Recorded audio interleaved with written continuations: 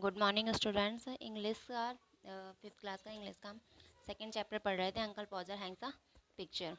इसका जिसमें कि अंकल पॉजर जो थे वो एक पिक्चर को टांगने में लगे हुए थे। इसका फर्स्ट पार्ट में हमने यहाँ तक पढ़ लिया था। नेक्स्ट में पढ़ेंगे अब।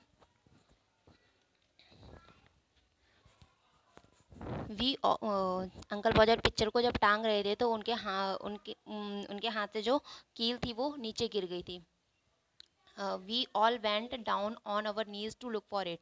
तो जितने भी लोग वहाँ पे थे उनके साथ पिक्चर टंगवाने में लगे हुए थे, वो सारे के सारे क्या होते हैं, अपने घुटनों के बल बैठकर कील को ढूंढने लगते हैं। The nail was found at last but by that time he had lost the hammer.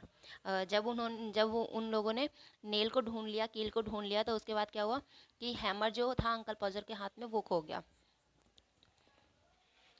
तो वो कहते हैं, where is the hammer, what did I do with the hammer. तो कहते हैं कि हैमर कहाँ गया, मैंने हैमर के साथ क्या किया। Great heavens, seven of you gaping round there and you don't know what I did with the hammer. वो कहते हैं कि where is the hammer, hammer कहाँ गया, मैंने क्या किया उसके साथ। अगर और उन लोगों से कहते हैं, जो भी उनके आसपास लोग खड़े होते हैं, उनसे कहते हैं कि तुम सात के साथ लोग यहाँ पे खड़े हो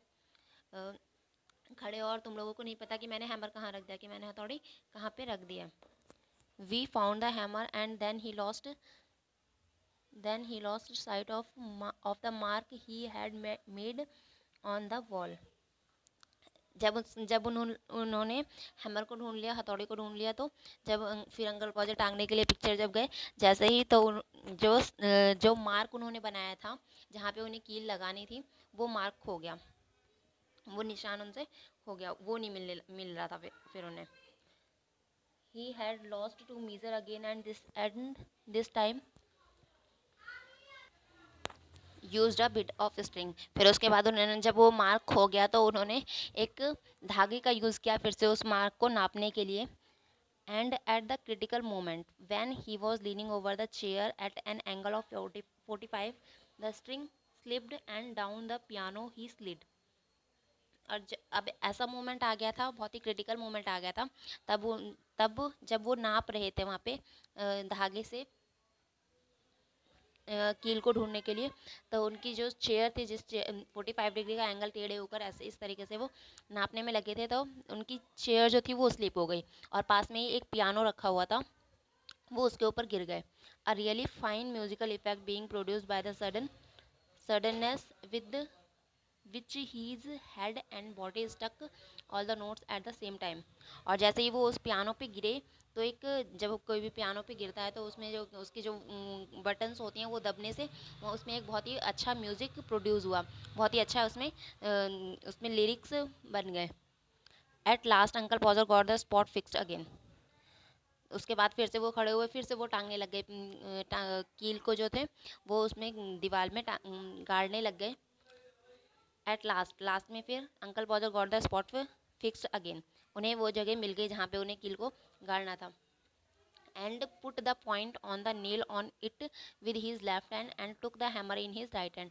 और अब उन्होंने कील का जो पॉइंट था उसे दीवार पे रखा, अपने लेफ्ट हैंड में उन्होंने हैमर को पकड़ा, राइट हैंड में हैमर पकड़ा और लेफ्ट हैंड से उन्होंने कील को पकड़ा और उस पर ठोकने लग गए।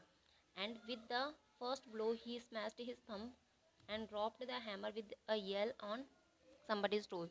और जैसे ही उन्होंने कील को ठोका तो उनकी जो हैमर था वो उन्होंने अपने हाथ पे ही मार लिया, और उसकी वजह से उनके हाथ से हथौड़ा छूट गया और वो जो उनके आसपास लोग खड़े हुए थे उन्हीं में से किसी एक के पैर के अंगूठे पर वो हैमर गिर गया। Aunt, Ma- uh, Aunt Malia immediately observed that next time Uncle Potter was going to hammer a nail into the wall he hoped he had later no in time. Next time फिर से वो खड़े हुए टांगने के लिए, कील को गाड़ने के लिए। तो आंट मालिया ने कहा कि आई होप नेक्स्ट टाइम अब ऐसा नहीं होगा, see so that she could make arrangement to go and spend a well week with her mother while it was being done. तो वो कहती हैं कि आई होप कि ऐसा दोबारा से ना हो, तो उसके जल्दी से ये पिक्चर टंग जाए, तो मैं अपनी माँ के यहाँ पे कुछ अरेंजमेंट करने के लिए चली जाऊँ और वहाँ पे एक हफ्ता अपनी माँ के यहाँ पे बिता के आऊँ। And then he had another go, दोबारा से जब वो टांगने लगते हैं, at the second blow the nail went clean through the plaster and half the hammer after it. और जैसे ही उन्होंने दोबारा से टांगना शुरू किया, तो उन्होंने इतनी तेज से हथौड़े पे मारा कि कील जो थी वो पूरी की पूरी प्लास्टर जो था उसके अंदर चली गई, बिल्कुल क्लीन हो गई वहाँ पे। बिल्कुल भी क्लीन कील उसमें दिख नहीं रही थी। About mid night the picture was put up. और उस पिक्चर को टांगते टांगते टांगते उन्हें आधी रात हो गई। आधी रात में जाकर वो पिक्चर टंगी।